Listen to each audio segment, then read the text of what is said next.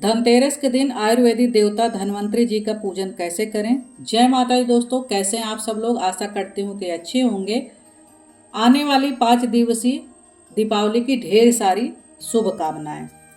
धनतेरस के दिन भगवान धन्वंतरी जी की पूजा किस प्रकार करें वो सब मैं आपको डिटेल में बताने वाली हूँ। भगवान धन्वंतरी को आरोग्य का देवता कहा जाता है। धन्वंतरी जी धनतेरस के दिन समुद्र मंथन से अवतरित हुए थे और इसीलिए इनको विष्णु जी का रूप माना जाता है। और इसी दिन माता लक्ष्मी भी समुद्र मंथन से अवतरित हुई थी। इसीलिए जो है दोनों लोगों की पूजा जरूर करनी चाहिए।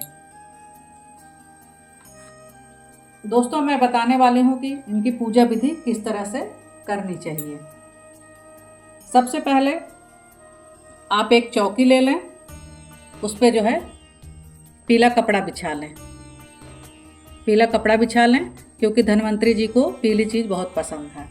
उसके बाद आप थोड़ा सा गंगा जल ले लें और चारों तरफ ऐसे छिड़क दें। उस जगह को आप पवित्र कर दें। उसके बाद हमने कर दिया है तो आप जो है धन्वंतरी जी को विराजमान करिए, गणेश जी को, लक्ष्मी जी को।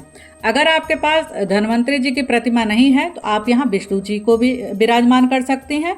अगर विष्णु जी की भी प्रतिमा नहीं है तब आप जो है पान के पत्ते पर सुपारी रख के धन्वंतरी जी को इस रूप में भी आप पूजा कर सकते हैं। चूँकि धनतेरस वाले दिन गणेश जी, लक्ष्मी जी की भी पूजा होती है तो इसलिए इनको रखना यहाँ जरूरी है। तो इनके नीचे या तो आप अनाज रखें या तो फूल रखें। हमने जो है इनके नीचे फूल रखा है। उसके बाद जब हम गंगा जल से पवित्र करेंगे, उसके बाद हम जो है फूल से जल लेंगे। जल को इस तरह से चारों तरफ छिड़क देंगे, पवित्र करेंगे उस जगह को। उसके बाद हम जो है इनको टीका करेंगे इस तरह से हम इनको टीका करेंगे इस तरह से, गणेश जी को भी और माता लक्ष्मी को भी। उसके बाद हम इन्हें जो है वस्त्र रूप में कलावा चढ़ाएंगे इस तरह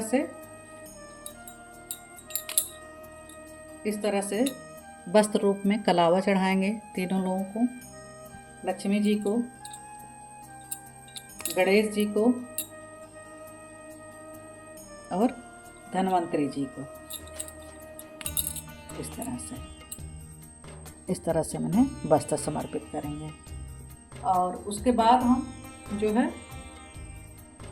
इनको इस तरह से इनको भी यहाँ लगाएंगे रोले टीका। वस्त्र हमने समर्पित कर दिया। उसके बाद हम गणेश जी को इस तरह से जनेऊ पहनाएंगे, या तो आप वहाँ जो है उनको चढ़ा सकते हैं। उसके बाद धन्वंतरी जी को भी इस तरह से, धन्वंतरी जी आयुर्वेदिक देवता हैं। धनतेरस वाले दिन इनकी पूजा करनी चाहिए। उसके बाद इनका प्रसाद रखेंगे। और धन्वंतरी जी हमेशा जो है गंगा जली लिए रहते थे तो इसलिए उनके बगल में ये लोटे में जल रखना चाहिए। अगर आपके पास गंगा जली है इस तरह से तो आप जो है इस तरह से उनके पास गंगा जली भी रख सकते हैं। उसके बाद जो है आप इन सबको फूल चढ़ाएंगे, इस तरह से फूल चढ़ाएंगे। इस तरह से सभी को फूल चढ़ा देंगे आप, इस तरह से फूल चढ़ा देंगे। फूल चढ़ाने के बाद आप जो है अपने कुबेर की जो पोटली है वो यहाँ रख देंगे और ये दिवाली तक यहीं रहेगा। उसके बाद धूप दीप रखेंगे उनके सामने। और चूँकि आयुर्वेदिक देवता हैं तो उनके पूजा में जो है नीम की पत्ती, इस तरह से नीम की पत्ती, कढ़ी पत्ता, तुलसी पत्ता, एलोवेरा और जो है आंवला सूखा भी चढ़ा सकते हैं आप और हरा भी चढ़ा सकते हैं। हल्दी, काली हल्दी, इस तरह से पीली हल्दी, और मसालों में आप जो है इनको तेज पत्ता चढ़ा दीजिए इस तरह से, दालचीनी चढ़ा दीजिए इस तरह से, और उसके बाद शहद चढ़ा दीजिए।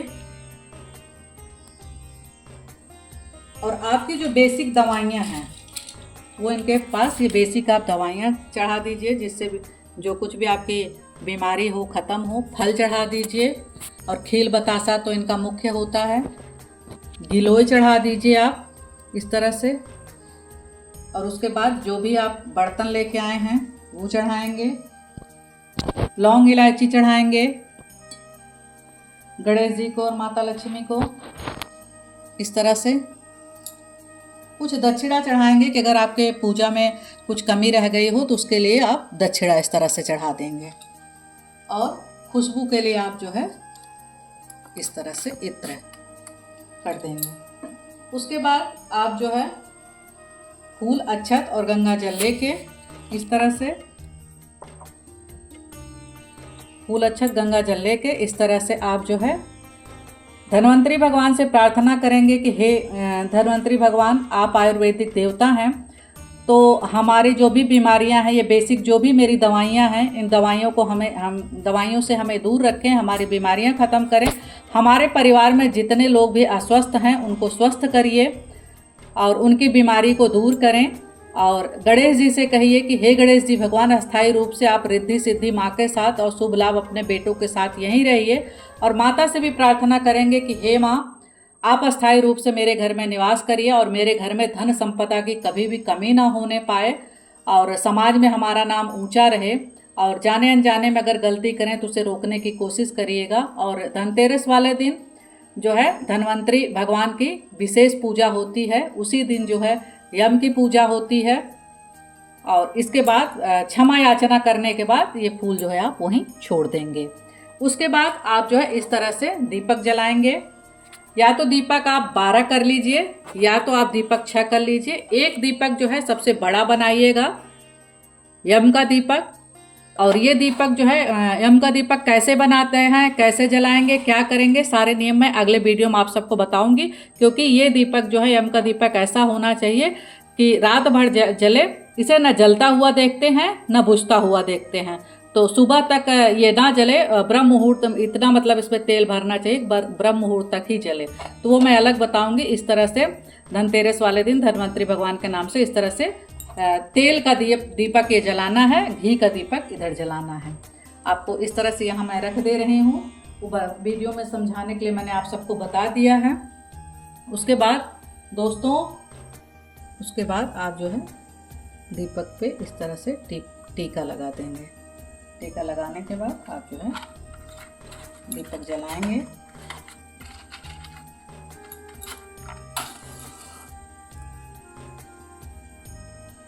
इस तरह से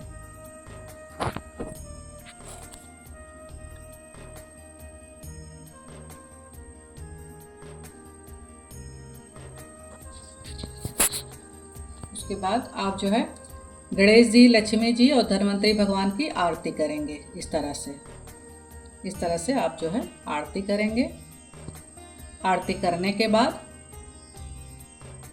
पुनः जो है गंगा जल चारों तरफ छिड़क देंगे उस जगह को।